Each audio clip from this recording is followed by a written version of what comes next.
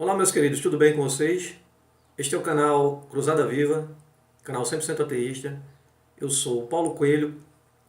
Quero desejar um forte abraço a meus amigos ateus, céticos, agnósticos, livres pensadores e ufólogos. Vamos estar falando hoje aqui sobre deuses que deram origem ao mito Jesus. Mito esse criado lá nos concílios, foram 7 concílios, mas principalmente os de Nicéia, onde por maioria de votos, o imperador Constantino decretou a divindade do mito Jesus. Né? Esses concílios decidiram muitas coisas na compilação da Bíblia cristã. Por exemplo, também a Santíssima Trindade e até o tamanho das asas dos anjos e dos querubins. Né? Que tamanho teria as medidas corretas. Mas vamos ao vídeo. Né? Vejam alguns deuses nascidos em 25 de dezembro. Esses deuses aqui são de religiões muito anteriores à criação do próprio cristianismo e à criação, o nascimento do próprio Jesus. Tá? Na época de Natal, não custa lembrar que esta data festeja o suposto nascimento de uma pessoa iluminada, que nasceu em 25 de dezembro. Concebido de uma virgem, foi anunciado por uma estrela e acompanhado por 3 sábios.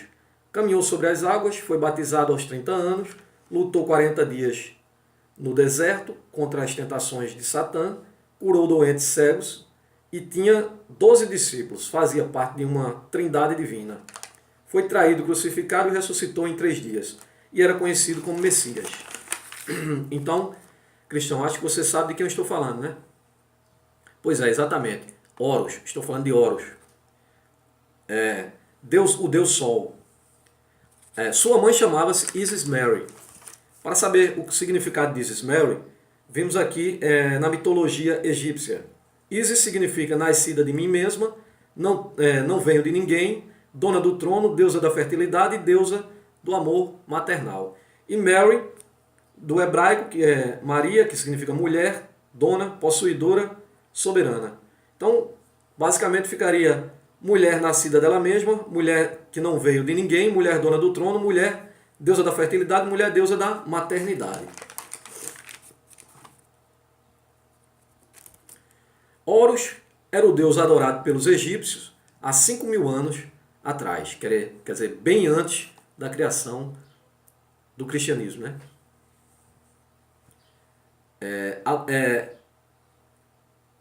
Em 1.200 anos AC, adoravam, na Pérsia, atual Irã, adoravam o deus Mitra.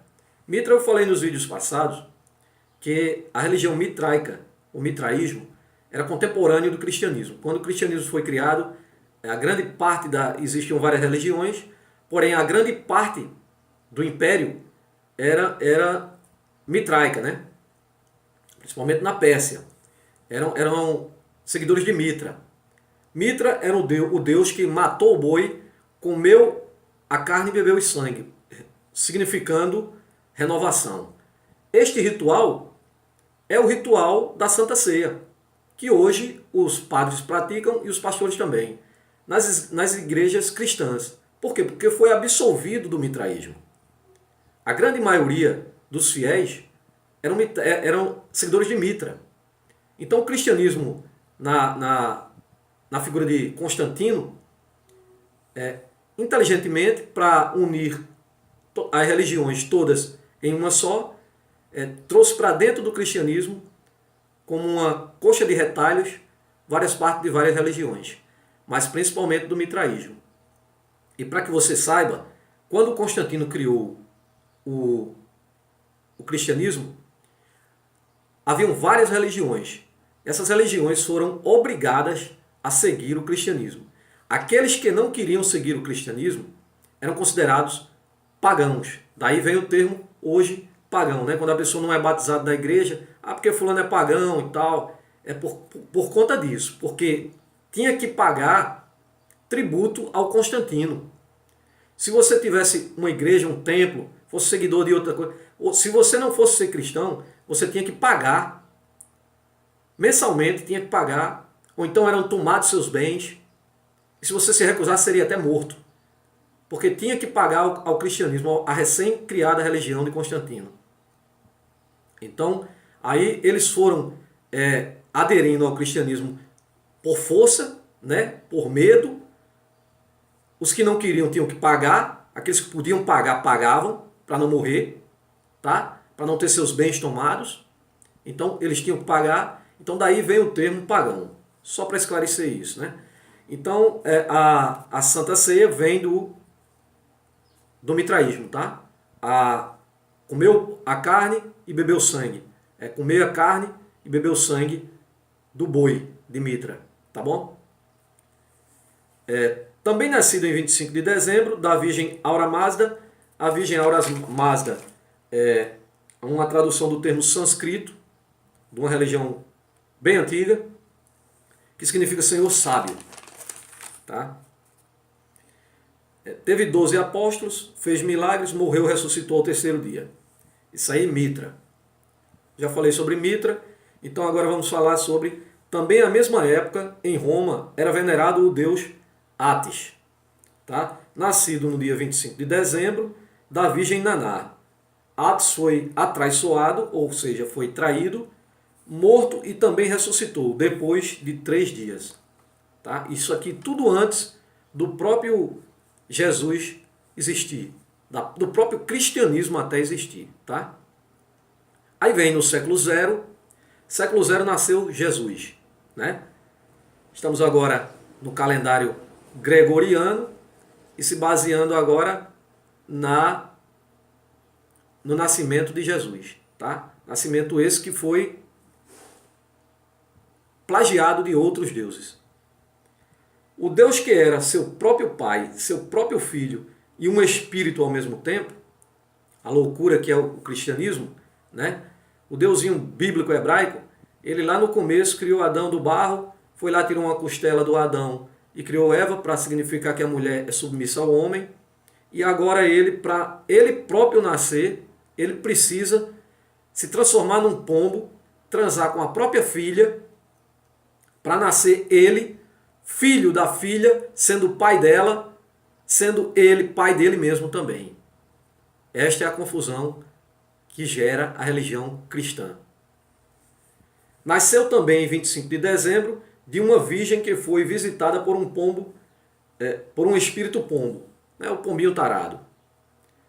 Teve acompanhamento de uma estrela que guiou 3 reis sábios, caminhou sobre as águas, foi batizado aos 30 anos. Venceu o demônio no deserto. Essa questão do demônio aqui, é sempre bom explicar que o demônio, lá para os judeus, como o próprio Jesus, se fosse real, se tivesse existido, nasceu judeu, os próprios judeus não acreditam na existência do demônio. Tá? Jamais acreditaram. E o próprio Jesus também, ele, como sendo judeu, ele não é mencionado pelos judeus, na história dos judeus. Os judeus não têm Jesus, nem na história, nem tampouco como Messias, sabe? Porque ele deveria ser pelo menos mencionado na história. No entanto, não há nada na história sobre Jesus histórico, né? O Jesus mitológico, criado, plagiado, é claro, está lá porque foi colocado por Constantino nos concílios. Então essa questão do diabo, tá? É uma farsa também colocada lá na igreja, lá, pela igreja, na compilação da Bíblia, para provocar tipo um medo nas pessoas para que elas recorram à igreja, né? E a gente vê aí nas igrejas aí, que a gente vê aí a presença mais do diabo, né? Que nas igrejas protestantes, ele sempre está lá presente nos cultos, né? Mais até do que a presença do próprio Deus, né? Que não cura nada, né? Mas o diabo não falta um culto não, né? Então, pessoal, sobre essa questão do diabo, tem também a questão do Lúcifer, né? Que nada mais é do que o nome Lúcifer é o portador da luz. Nome esse dado ao próprio Jesus dentro da Bíblia, né? Na história não, na Bíblia. Tá? Curou doentes e cegos, tinha 12 discípulos e no final foi traído, crucificado e ressuscitou em 3 dias. Esse é o Jesus bíblico. Esse trideus Jesus, que é Pai, Filho e um estranho espírito ao mesmo tempo, a loucura lá, né? Do espírito pombo, incrivelmente ainda é adorado atualmente por pessoas que admiram um canibalismo vampírico telepático. Né? É um canibalismo realmente, né? Comer a carne e beber o sangue. ao comer e beber o sangue desse seu Deus zumbi porque ressuscitou, né? Sem se darem conta que é somente uma fábula, que já deveria estar junto aos outros no devido altar dos mitos. Essa questão de ser uma fábula está correto, porque até o próprio Papa Leão X, no leito de morte, chegou a declarar: a fábula Jesus é de tal forma tão lucrativa que seria uma tolice avisar aos incautos do seu erro. Tá? Isso aí dito por um Papa.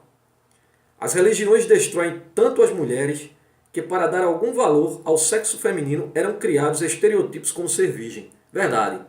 A questão de ser virgem sempre foi majoritária na Bíblia, no Antigo Testamento, no Novo Testamento. Mulheres eram mortas, apedrejadas. Se ela casasse com um homem e fosse comprovado que ela não era virgem, ela seria levada de volta e morta. Seria morta. E até pouco tempo nós vemos aí, né, que, segundo as tradições, uma mulher casasse não fosse mais virgem, sabe? A mulher na Bíblia é muito ignorada, rejeitada. Nós vemos aí, por exemplo, na Bíblia diz que se uma mulher for estuprada e não gritar o suficiente, ela gostou, por isso deve ser morta, apedrejada, e tantas outras coisas que rebaixam a mulher lá dentro da Bíblia, e até pouco tempo nós vemos isso aí, né? Hoje a mulher tem um pouco mais de liberdade, né? Mas até pouco tempo, se a mulher casasse e não fosse virgem, ela escondia até isso, né? Com medo, né? Porque, sabe como é, né? A sociedade patriarcal. Então criam estereotipos como virgem, né? Então por isso que os deuses nascem sempre de virgens, nunca de mulheres que já não são mais virgens. Por isso, em quase todas as religiões, seus mitos nasceram em mães virgens, que eu falei, né? Por exemplo, em Krishna na Índia, Dionísio na Grécia, Hércules, todos eles nascidos de mães virgens, né? Hércules, Zaratustra e outros tantos anteriores a Cristo. Também é estranho, em pleno século XXI, existirem mulheres que seguem alguma religião. Eu também concordo, sabe? A gente vê mulheres aí seguindo religiões. E outro, o que é mais absurdo, a mulher pastora. Né? A mulher agora não só dá testemunho na igreja, como mulher pastora. Isso é um absurdo, sabe por quê? Porque é uma incoerência com a própria Bíblia, que diz que mulher na igreja deve calar-se, e se tiver algo para perguntar, tem que perguntar ao marido em casa. Isso está lá na Bíblia, tá? Eu não lembro o texto aqui, mas está lá. E até pouco tempo, mulheres na igreja eram homens de um lado e mulheres do outro. Mulher sequer falava.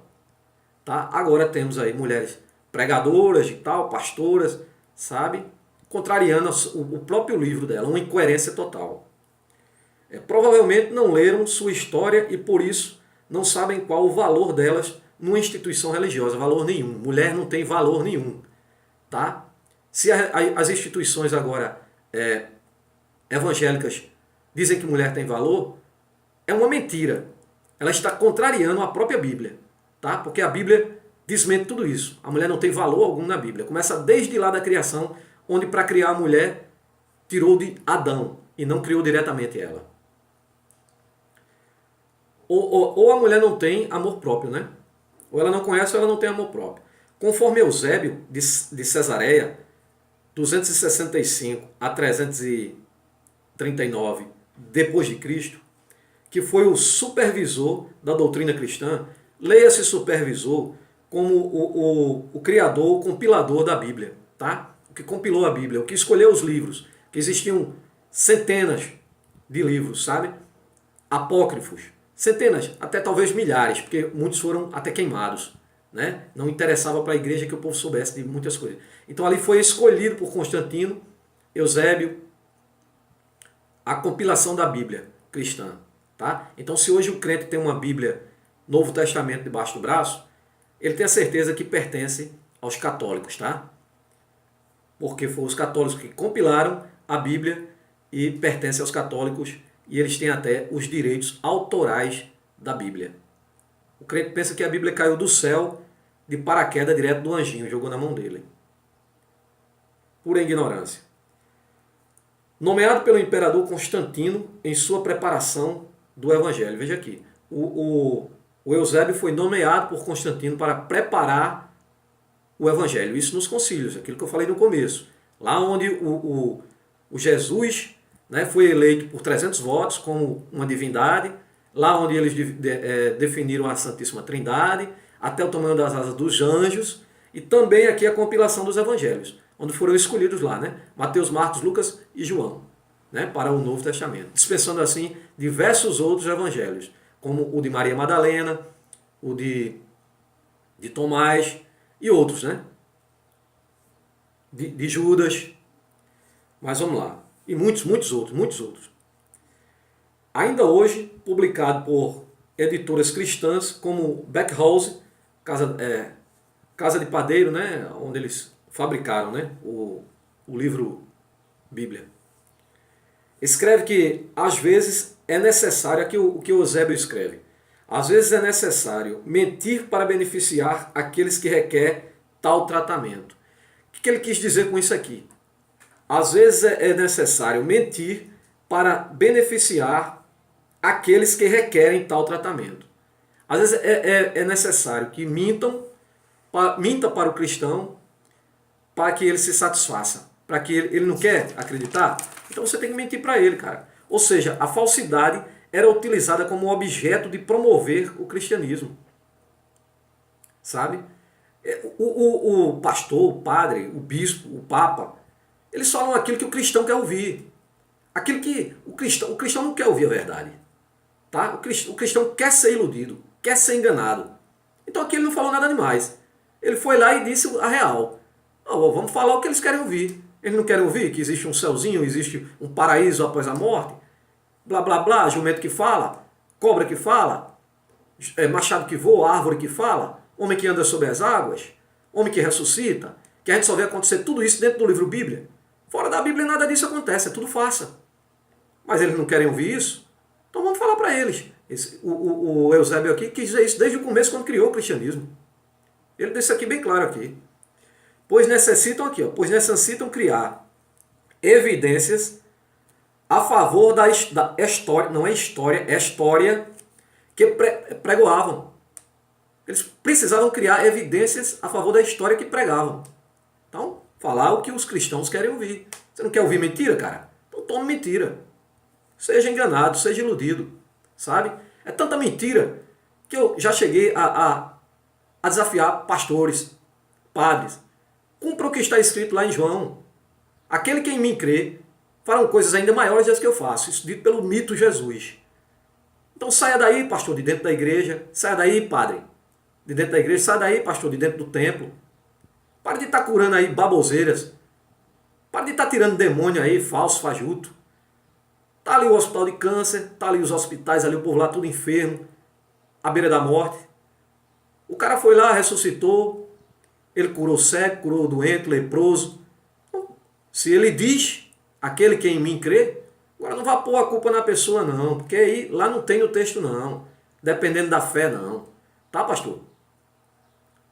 Deixe de ser hipócrita. Cumpra o que está escrito. Tá? Mas não cumpre não, sabe por quê? Desde o começo vocês sabem que é tudo fácil. Além de que a igreja passou mais de 1000 anos destruindo tudo o que considerava contrário aos seus dogmas e interesses, só deixando o que lhe favorecia. Viu aí? Além de que a igreja passou mais de 1000 anos destruindo tudo o que considerava contrário aos seus dogmas e interesses, só deixando o que lhe favorecia. A igreja passou muito tempo empenhada apenas em destruir provas contra ela. Tá? Algo que pudesse mostrar que tudo é uma farsa. A igreja passou mais de 1000 anos só nesse interesse e continua até hoje, sabe? Quando vê alguém que se põe contra, não as pessoas, sabe? Não contra a farsa que é todo esse sistema. E aí eles logo ficam, sabe, e perseguem e entre coisas, como eu sou testemunha disso. Veja o que diz o Papa Pio XII.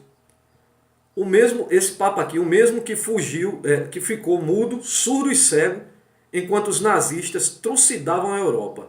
Ele evocou pretensa infalibilidade papal para definir a risível dogma da assunção do corpo da velha Virgem Maria aos céus.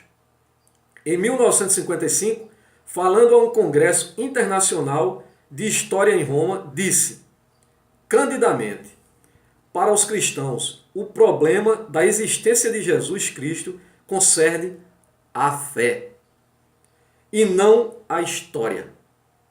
Dito pelo Papa também, tá? Aqui, ó.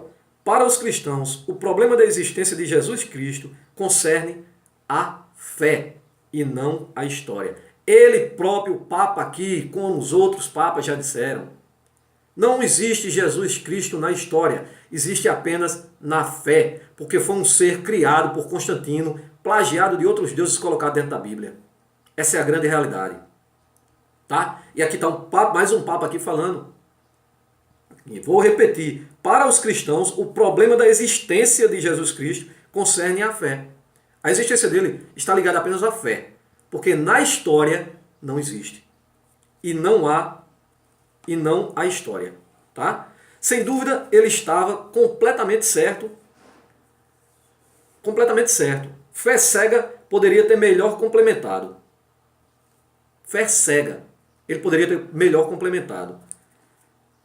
Que no Natal se comemore a festa que tem mais de 5.000 anos, portanto, pagã, muito anterior ao nascimento do cristianismo, à fundação do cristianismo, ao nascimento do Jesus imaginário. E se deixe ao lado, a irracional adoração de mitos. Finalizando. Tá?